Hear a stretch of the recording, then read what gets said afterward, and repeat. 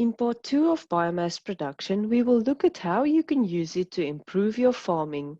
We will discuss a spatial and a temporal example. The biomass production of a single management block should ideally have a homogeneous look throughout the season.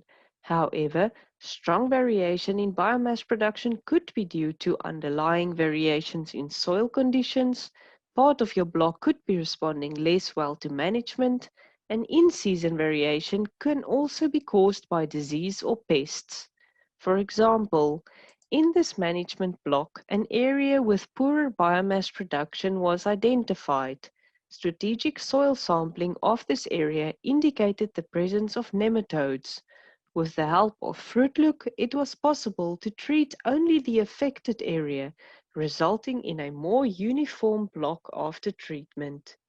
It is important to remember that the different FruitLook parameters are related and influence each other. For example, biomass production over time can help farmers identify areas with high or low growth in a block and help them decide where to place soil moisture probes or take samples.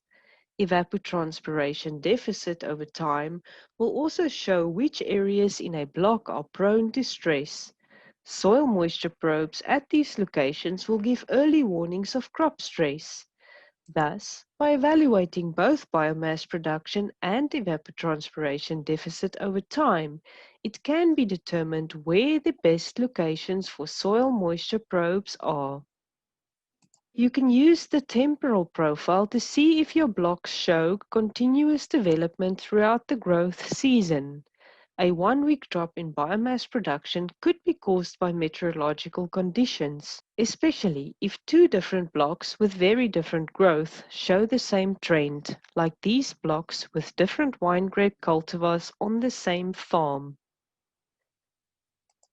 However, if a strong prolonged decline in biomass production is visible, this is cause for concern.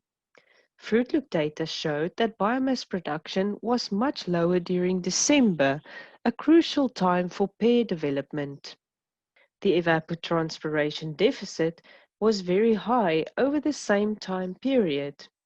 Taken together, it was obvious that the pear orchard experienced water stress at this crucial growth stage. The irrigation system could not deliver sufficient water to satisfy the crop requirement, and based on this observation, the irrigation management was improved. If you have any questions on biomass production or FruitLook in general, you're more than welcome to contact us.